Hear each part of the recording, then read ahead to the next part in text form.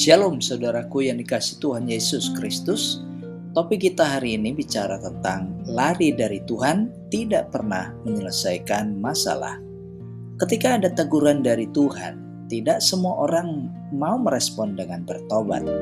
Ada yang memilih membela diri, ada yang menyalahkan keadaan, ada pula yang justru memilih lari menjauh dari Tuhan. Kisah Kain hari ini mengingatkan bahwa lari dari Tuhan tidak pernah menyelesaikan masalah, justru memperdalam luka dan kehampaan dalam hidup. Bacaannya terambil dari Kejadian 4 ayat 13 sampai 15. Kata Kain kepada Tuhan, "Hukumanku itu lebih besar daripada yang dapat kutanggung. Sesungguhnya engkau mengusir aku sekarang dari tanah ini, dan aku harus bersembunyi dari hadapan-Mu. Aku menjadi seorang pelarian dan pengembara di bumi." Berfirmanlah Tuhan kepadanya, "Sekali-kali tidak." Lalu Tuhan menaruh tanda pada Kain. Nah saudaraku, 3 kebenaran sejati yang dapat kita pelajari dari bagian ini. Pertama, dosa mengakibatkan hukuman di ayat 13. Kain berkata kepada Tuhan, "Hukumanku itu lebih besar daripada yang dapat kutanggung." Pada perkataan ini saudara, menunjukkan bahwa Kain merasakan beratnya konsekuensi dosa. Namun ia tidak mau mengakui dosanya dengan kerendahan hati. Ia justru menyesali hukuman yang diberikan oleh Tuhan dan bukan pelanggarannya. Ya, dosa selalu membawa akibat. Bukan karena Tuhan itu kejam, melainkan karena dosa memang merusak tatanan hidup. Nah, seringkali kita juga merasakan hal yang sama. Hidup terasa berat, relasi juga rusak, hati menjadi tidak damai. Namun pertanyaannya saudara, apakah kita memang sungguh-sungguh mau bertobat? Atau hanya mengeluh karena hidup itu terasa sulit?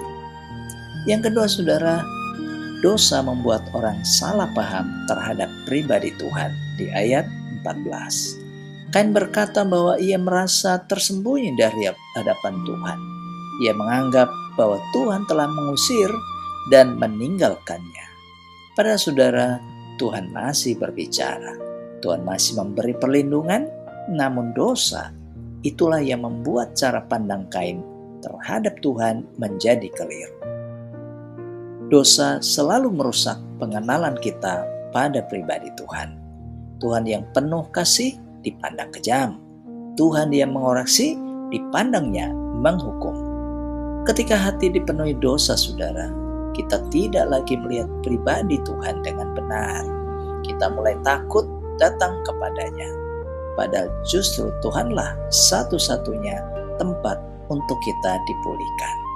Yang ketiga saudara, Tuhan tetap berbelas kasihan kepada orang yang berdosa. Di ayat 15. Di tengah keluhan dan ketakutan Kain, Tuhan melakukan sesuatu yang mengejutkan. Ia melindungi Kain. Tuhan memberi tanda agar Kain tidak dibunuh orang lain. Ini bukan persetujuan atas dosa yang dibuat oleh Kain, melainkan ungkapan belas kasihan Allah kepada Kain. Ya, kasih Tuhan tidak pernah menghapus keadilannya, tetapi keadilan Tuhan itu selalu dibalut dengan kasih. Nah, saudara, Tuhan merindukan manusia itu bertobat, bukan binasa.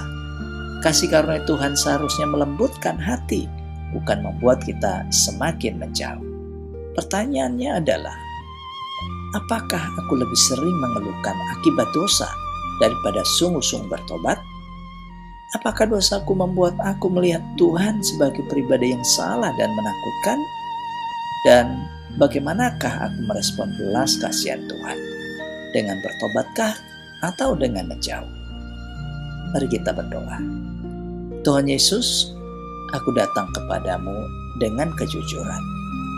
Ampuni aku ya Tuhan, jika aku lebih membela diri daripada bertobat. Pulihkan pengenalanku pada pribadi-Mu yang benar, dan tarik aku kembali ke hadirat-Mu. Dalam nama Tuhan Yesus. Amin.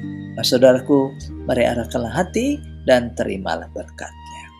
Kiranya Tuhan yang penuh kasihan menyertai hidupmu, meneguhkan langkahmu, dan memimpinmu kembali ke jalan yang benar dari saat ini sampai selama-lamanya.